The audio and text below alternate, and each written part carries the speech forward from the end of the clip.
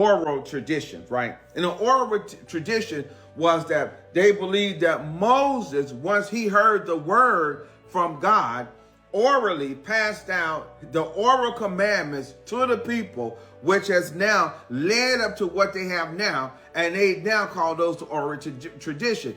And they believe that those oral traditions, check this out, was just as substantiated or just as authoritative as the law was.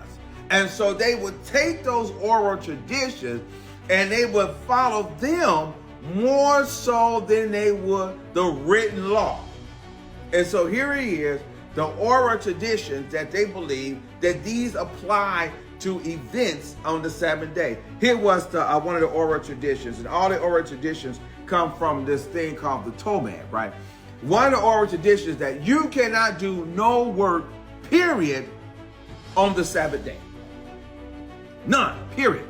No work on the Sabbath. You can't even walk certain steps. Listen to this. Jesus Christ and his disciples was walking through the cornfield, right?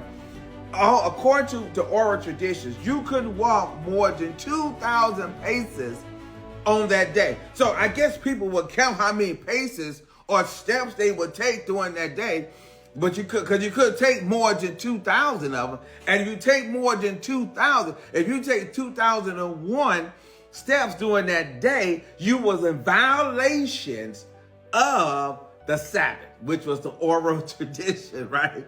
You couldn't eat during that day. You couldn't work during that day. You couldn't even talk that much during that day. If you talked, you had to stay within your house during that day because talking was considered to be working. And if you walked, you was considered to be in violations of the Sabbath day. Why? Because God said,